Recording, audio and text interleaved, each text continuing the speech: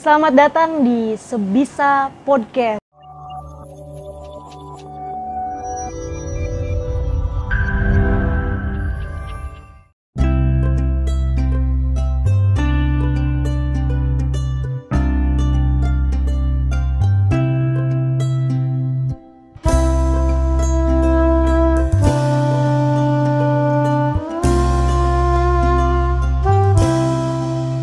Masih bareng gue Nova Syifahul Himah. Nah, siang ini kita kedatangan bintang tamu yang sangat luar biasa. Selamat datang Kak Arini. Halo Mbak Nova. Kak Arini apa kabar? Alhamdulillah baik. Boleh spill nih ya, kayaknya nih hari ini kita akan bahas pembahasan yang sangat berat kayaknya. Jangan dibilang berat lagi tuh. Jangan kita nggak berat-berat, kita ringan-ringan aja. Ringan aja. Kita nanti akan bahas nih pentingnya menyiapkan ya Kak, pentingnya menyiapkan studi kelayakan bisnis dan perencanaan bisnis sebelum memulai bisnis. Para pembisnis pemula wajib nonton ini. Bener gak Kak Arini? Setuju banget gitu. Mau bisnis yang kita tuh ya mau punya bisnis perorangan, mau bisnis kecil-kecilan sama teman, mau bisnis yang gede sekalipun sampai korporasi.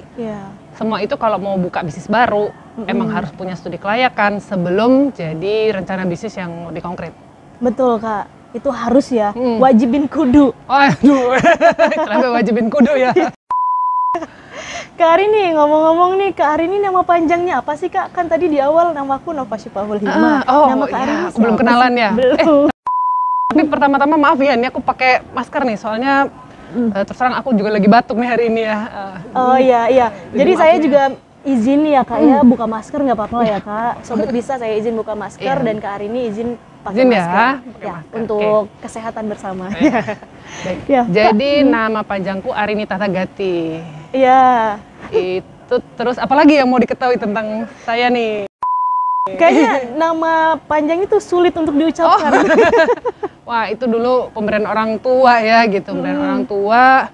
Mungkin kalau mau lihat lebih dalam nih maknanya gitu, itu asal katanya Tathagata. Itu ada hubungannya dengan agama Buddha gitu. Artinya cukup baik gitu ya, intinya seperti ketika Buddha mendapat pencerahan. Tapi sorry nih teman-teman yang mungkin beragama Buddha bisa menjelaskan lebih jauh nih gitu, karena saya juga nggak berani, takut salah nerangin gitu. Tapi kira-kira kalau pengen tahu di Wikipedia ada tentang Tathagata, nah itu mungkin bisa dibaca tuh gitu lebih dalam nih gitu. Apa sebenarnya maknanya apa, karena agak berat juga tuh. Nah kita mau ngomongin ringan-ringan kan, ngomong yang berat-berat nih. Tapi kan betul kan, hari ini kita akan bahas pembahasan yang sangat berat. Dari nama narasumbernya aja, nama bintang tamunya aja udah berat nih Kak. Udah kelihatan dari awal, tapi jangan pusing. Kita pembahasannya nanti dibawa keringan aja karena memang ini kita sengaja kasih tips buat sobat Bisa yang akan memulai bisnis ya Kak ya. Dan memang harus banget mengetahui dan mempelajari studi kelayakan bisnis. Nah, kayaknya ini bakalan panjang banget. Jadi sekarang kita fokuskan untuk membahas satu dulu ya Kak. Studi kelayakan bisnis dulu karena nanti kita akan bahas secara detail biar nanti teman-teman sobat Bisa di rumah bisa mendapatkan ilmu secara gratis ya Kak ya. Dan perlu sobat Bisa ketahui, Kak Arini ini sering banget diundang-undang podcast karena beliau ini adalah seorang coach bisnis ya Kak. Dan banyak sebenarnya Kak, seorang coach, seorang orang yang berpengaruh di perusahaannya nih, spill dikit di perusahaan BUMN. Kemudian Kakak juga seorang writer ya Kak. Traveler juga. Traveler ya sebelum COVID mungkin lebih banyak nih travelingnya daripada sekarang. Dan aku sempat spill juga di IG-nya Kak Arini ini seorang yang hard worker. Aduh, pekerja keras, wanita tangguh nih Kak. Amin, kita semua wanita tangguh nih. Sebenarnya untuk ditarik kesimpulannya, saya juga bingung Kakak ini sebagai apa. Ya udah, pokoknya multi talenta banget ya. Nggak apa-apa deh sebagai coach ya. Ya kita sebut coach aja ya coach gitu. Aja. Walaupun kalau ditanya title-nya udah punya sertifikasi coach atau belum. Tapi kalau berbaginya Ya boleh deh, boleh dikasih yang sebut penting kos aja ya. bermanfaat untuk banyak Amin. orang ya Kak ya, dan memang ini harus diketahui banget studi kelayakan bisnis. Kak, ngomong-ngomong studi kelayakan bisnis itu apa sih gitu kan? Oke. Nah, studi kelayakan bisnis itu sebenarnya adalah semacam kajian gitu. Jadi dia kalau kita mau buka bisnis nih gitu, atau sebenarnya mau investasi apapun gitu ya, nggak hanya mau buka bisnis gitu. Itu kita perlu lihat sebenarnya ini investasinya layak atau enggak. Kalau dia konteksnya kita mau buka bisnis, berarti bisnis kita ini layak atau enggak ya dalam jangka panjang gitu. Kan tentu kita kalau bisnis kan pasti pengen profit ya, pengen cuan lah istilahnya gitu, pengen cuan. Nah sekarang masih dilihat nih, ini cuannya ada atau enggak gitu, profitnya ada atau enggak. Terus secara jangka panjang dia menguntungkan atau enggak. Jangan sampai apa ya, kan kadang-kadang orang kalau bikin bisnis itu kan pengen aku pengen punya bisnis gitu, emosi aja nih gitu, emosi aja. Tapi sebenarnya ini untuk kalau kita sih bilangnya meminimalisir risiko bisnisnya gagal gitu. Sebenarnya studi kelayakan itu sebaiknya dibuat lah gitu ya, penting gitu ya, penting untuk dibuat karena itu tadi untuk mencegah kita udah bikin, udah invest banyak, udah ngeluarin uang banyak, ternyata sebenarnya bisnisnya itu nggak layak, terus gagal, sayang kan gitu, sayang waktu, sayang tenaga, sayang uang juga gitu. Iya benar-benar. Tapi banyak juga yang bisnis itu di awal-awal nih sukses nih Kak, tahu-tahu dia ke sini gitu, usianya nggak panjang gitu, nggak berusia panjang, bisnis kan banyak kayak gitu ya Kak. Awalnya sukses, kemudian apa namanya laku lah kalau yang jualan ya Kak, dan kalau yang bisnis bisa terkenal gitu kan, dan banyak customernya gitu. Nah kenapa paling ya bisnis itu ada 2 atau sampai 5 tahun ya usianya yang bisa dibilang stabil, dan kesini-sini itu malah ngedrop gitu. Nah apakah mereka itu tidak belajar tentang studi kelayakan, atau kurang layak untuk bisnis itu berdiri gitu, atau PT-PT itu berdiri gitu, atau gimana sih Kak? Faktornya banyak ya, banyak gitu. Ya itu mungkin bisa jadi salah satu faktor gitu. Ketika kita di waktu awal bisnis kayaknya untung yang beli banyak gitu, beli banyak, tapi terus kita tidak membuat rencana jangka panjang gitu loh. Jadi atau mungkin pada saat di awal kita nggak membuat studi kelayakan, terus kita pinjam uang. Betul. Pinjam uang kan mungkin pinjam uang dari temen gitu ya, pinjam uang dari bank gitu, atau ada investor gitu, itu terus lupa bahwa kita harus ngembaliin hutang itu. Nah ini salah satu fungsi studi kelayakan adalah menghitung, melihat,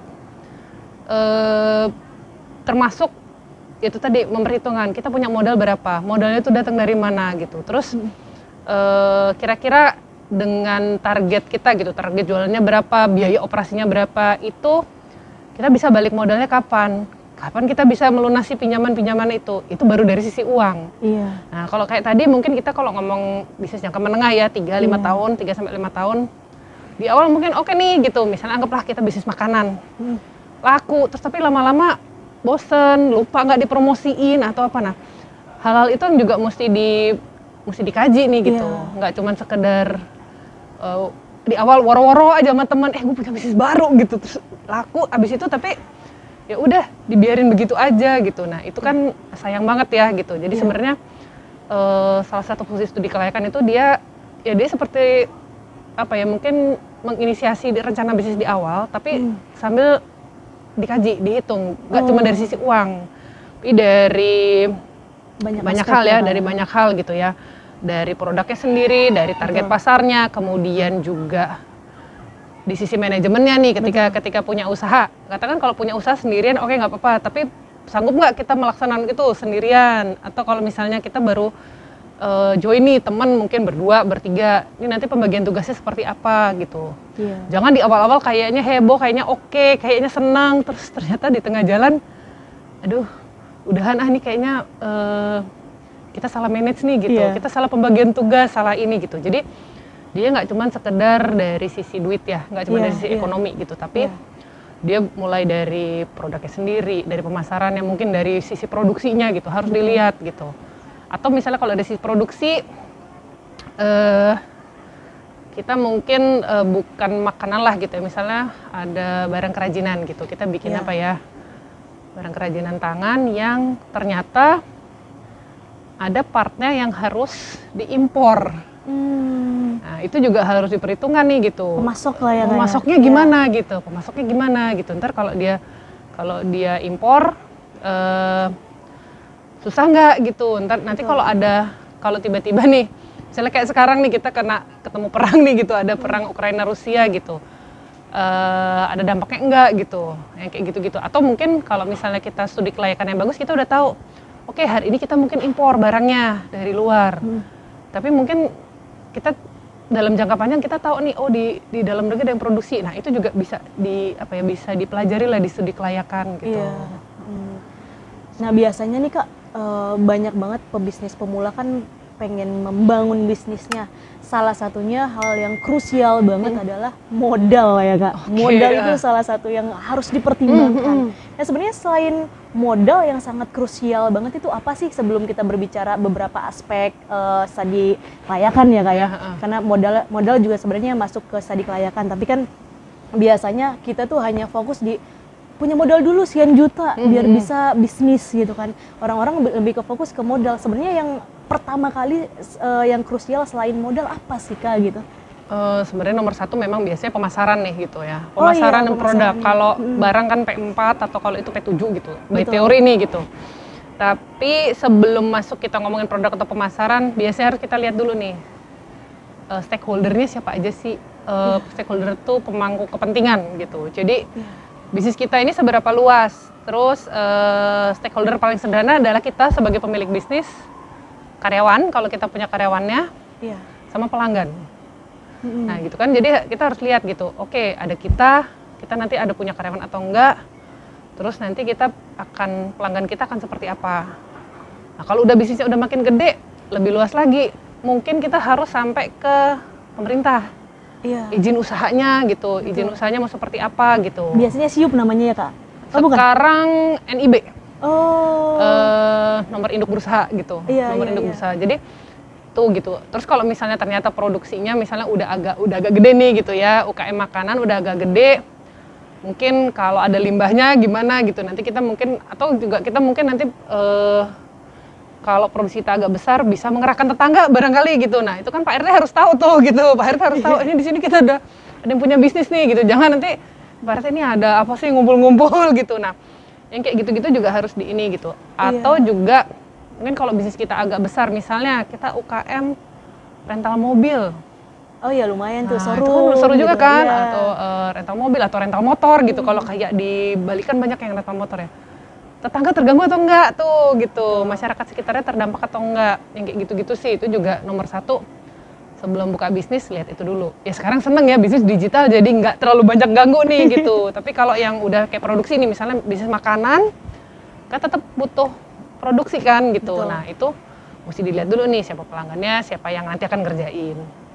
Kemudian tadi mungkin pemasaran kan gitu. Pemasaran itu nomor satu memang produk pasti gitu.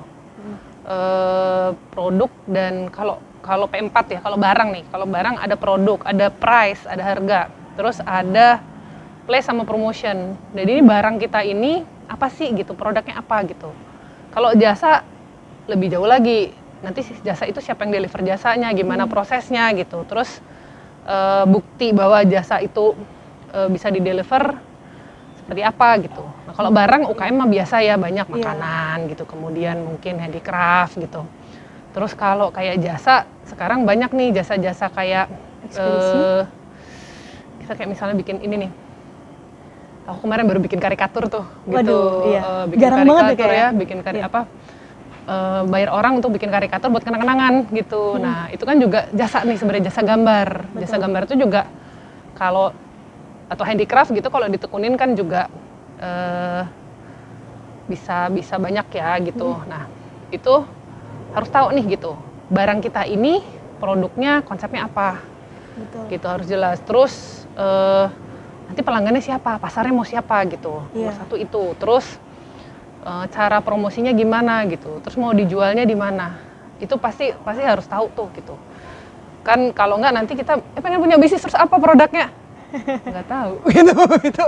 Kayaknya itu yang paling dasar ya, kita harus tahu produk gitu. Bener. Produknya mau konsepnya apa, terus paling nggak nomor satu siapa sih sasaran pelanggannya gitu, sasaran pasar. Nah nanti dari situ baru tahu nih, oh kalau sasaran pasar kita anak-anak muda, nanti mungkin harganya harus berapa, promosinya harus gimana gitu. Kalau nanti barangnya lebih universal gitu, misalnya bisa dipakai dari anak-anak sampai orang tua, nah beda lagi tuh gitu. Iya, nanti itu strategi itu yang nomor satu pemasaran. Terus setelah itu ada operation ya. Operation itu sebenarnya produksi gitu. Kita mau memproduksinya kayak apa gitu.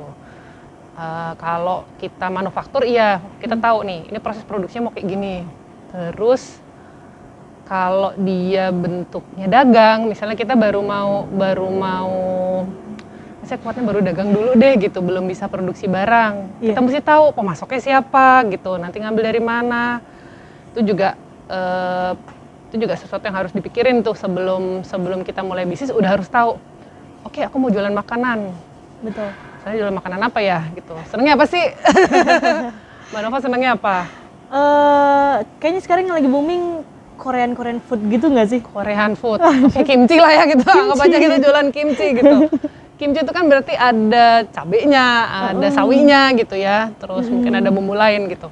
Nah itu mesti tahu nih, oh aku kalau bikin kimchi sehari mau produksi berapa, nanti si sawi sama cabenya mau beli di mana, itu harus udah tahu. Terus yang masak, cara masaknya gimana, butuh panci berapa banyak, butuh kompor seperti apa. Nah kalau itu kan nanti mesti tahu, aku mesti beli kompornya kah, atau gasnya habis berapa kah, atau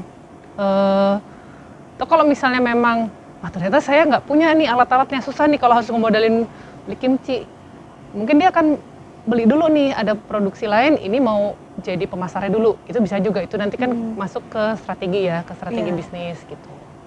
Terus mungkin tadi modal ya, soalnya kan kayak pertanyaan dari selain modal apa gitu. Pembisnis pemula kan biasanya yang paling krusial modal, padahal ya ada yang lebih krusial banget selain modal, yaitu studi kelayakan ya. Dan itu sebenarnya udah di-spill aspek-aspeknya itu ya Kak. Jadi itu tadi gitu, modal itu untuk tahu modalnya berapa kan harus tahu itu semua tadi kan gitu, harus tahu tadi mau produknya apa, pemasarannya berapa, mau harga jualnya berapa, produksinya seperti apa, bahan bakunya dari mana, biayanya berapa, beli alat produksinya kalau perlu beli alat produksi berapa, terus juga yang jangan lupa manajemennya gitu, ya kan? Benar. Kalau misalnya kita bisnisnya sendirian mungkin aman gitu ya, kita ngatur diri sendiri. Tapi ketika mulai produksi nih gitu, kayak tadi kita ngambil contoh kimchi. Kalau udah gede kan nggak mungkin produksi sendiri gitu ya, malam-malam gitu tiap kali. Oh udah nih waktunya produksi kimchi gitu. Kalau udah skalanya udah naik nih gitu, udah naik bukan dari usaha yang sendirian. Mau nggak mau kan harus bayar orang. Nah ketika bayar orang ini sistem kerjanya mau seperti apa? Apakah dia freelance kah? Apakah dia dibayar per produk gitu, atau dia mau dikontrak gitu, kalau perlu dikontrak sekalian gitu kan, gitu bisa aja sih gitu. Nah itu baru dari sisi ini orangnya mau kita gaji seperti apa, terus belum sistem kerjanya. Nanti kalau ini orangnya tugasnya apa nih gitu, kita butuh berapa orang, siapa yang belanja, siapa yang masak, siapa nanti packing gitu. Itu juga harus diperhatikan, harus dihitung gitu. Tadi balik lagi modal gitu. Jadi untuk ngitung sebenarnya butuh modal berapa sih? Ya itu tadi, itu juga harus dihitung gitu.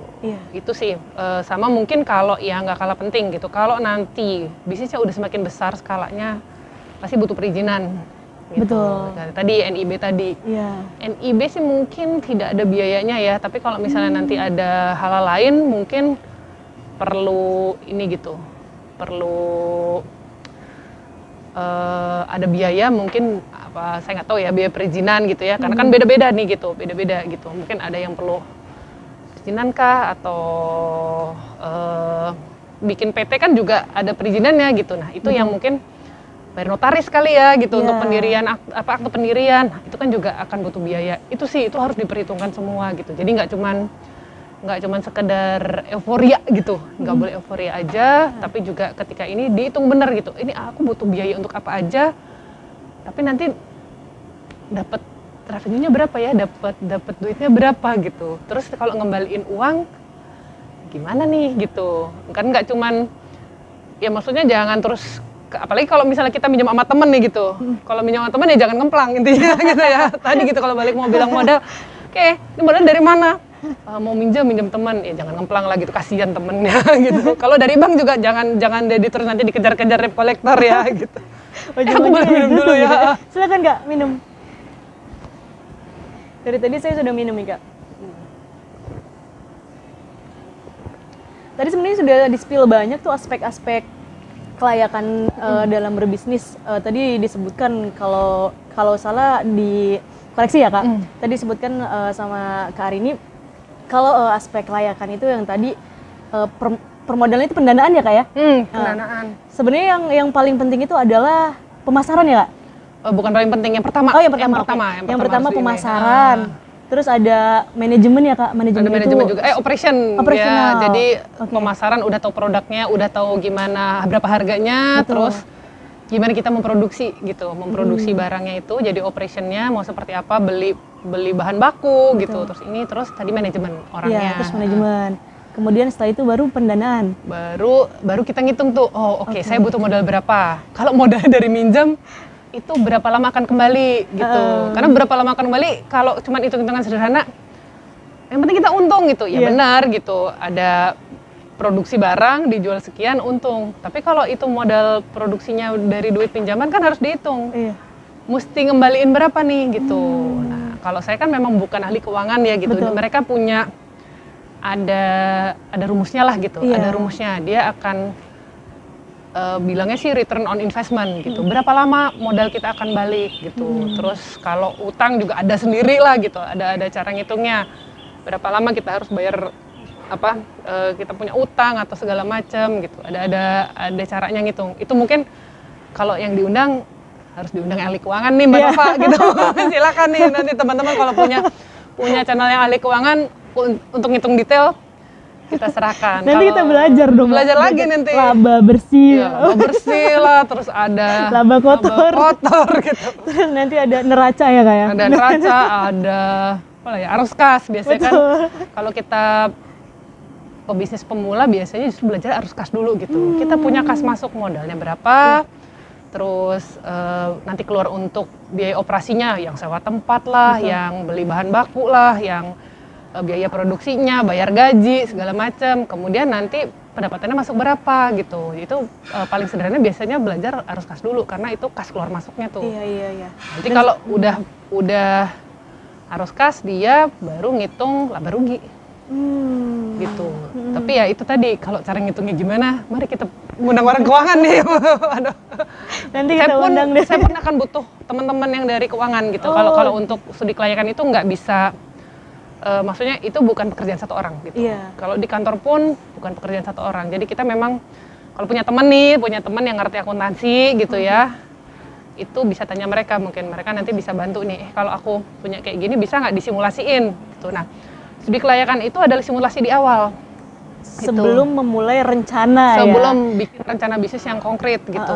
Dan nanti ada kita pembahasan rencana bisnis. Tapi setelah ini kita kupas tuntas dulu secara detail nih ya Kak ya. Kak Arini, tadi kan udah dibahas banyak banget aspek-aspek kelayakan, studi kelayakan bisnis ya.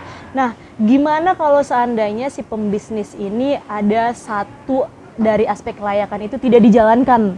Itu bakal bisnisnya mandek, ya umurnya pendek ya, atau gimana sih Kak? Sebenarnya nggak ada yang pasti ya gitu. Kita kan berbisnis itu kan sebenarnya juga setengahnya gambling lah, ngambil risiko gitu. Ada orang-orang yang memang dia sensasinya kuat banget nih gitu. Lihat apa aja tuh bisa langsung tahu, oh ini bisnisnya diginiin, terus mau diapain gitu bisa gitu. Jadi ada soalnya aku pernah punya teman gitu, ayahnya gitu, lihat sandal jepit aja gitu, lagi ngomongin sandal jepit, oh ini sandal jepit bisa diginiin gitu. Karena memang mungkin sebenarnya saya udah kuat banget. Apakah memang beliau bakat gitu, atau memang karena udah biasa, jadi udah nggak perlu bikin hitung-hitungan di atas kertas, udah tahu mau ngapain gitu. Jadi bisa aja misalnya katakan kurang satu ini gitu, kurang satu aspek nggak dikaji. Tapi ketika ketemu masalah gitu pada saat jalan, terus langsung diberesin, langsung tahu cara beresinnya, mungkin bisnisnya tetap aja jalan sustain jangka panjang gitu ya, tetap cuan gitu. Jadi nggak ada yang pasti. Cuma memang kalau teman-teman yang kira-kira masih ragu-ragu, masih takut, masih gimana ya, masih belum yakin lah, gitu, butuh pertimbangan. Sebaiknya sih seluruh aspek itu dikaji gitu. Karena tadi saya lupa ya, udah nyebutin belum ya, bahwa yang namanya studi kelayakan ini kan bukan hanya untuk pebisnisnya. Betul. Misalnya kita tadi mau minta modal ke investor lah gitu, atau ke bank misalnya, pasti ditanya studi kelayakan kamu mana gitu. Sebagai persyaratan gitu. Kan ditanya nih, misalnya aku orang bank gitu, terus Mbak Nova mau bikin bisnis gitu, kira-kira bisnisnya profit nggak ya gitu, terus uang saya akan balik dalam waktu berapa lama. Kalau ada studi kelayakannya itu bisa ditunjukin, ini loh hitungannya seperti ini gitu. Jadi bisa meyakinkan tadi orang-orang yang mau ngasih pinjaman, modal lah gitu ya, masih modal, kan modal bisa macam-macam ya gitu. Mungkin nggak hanya bentuk pendanaan, tapi umumnya pasti pendanaan nih gitu. Jadi mereka yakin, oh iya ini bisnisnya layak, kalau gitu saya bisa ngasih pinjaman. Berat banget, ini baru satu pembahasan loh. Studi kelayakan bisnis itu udah berapa menit? Udah ini kayaknya. Nanti kita ada part kedua. Ini kita tadi karena di awal kita infokan kalau pentingnya mempersiapkan studi kelayakan bisnis dan perencanaan bisnis dalam memulai suatu bisnis, ya kan? Pokoknya sebagai pembisnis sukses harus perhatikan aspek-aspek ini dan ada rules-nya ya Kak. Nah, nanti kan kita di part kedua kita akan bahas tuntas lagi seperti yang tadi tentang perencanaan bisnis di part kedua ya. Tungguin kita Sobat Bisa, belum ada quotes-nya, nanti aja di part kedua. Nantikan di Sebisa Podcast part kedua tentang perencanaan bisnis. Thank you, semoga bermanfaat di part pertama ini. Kak Arini terima kasih, nanti kita akan sambung lagi di part kedua Kak Arini. Jangan kemana-mana. Thank you Sobat Bisa, bye.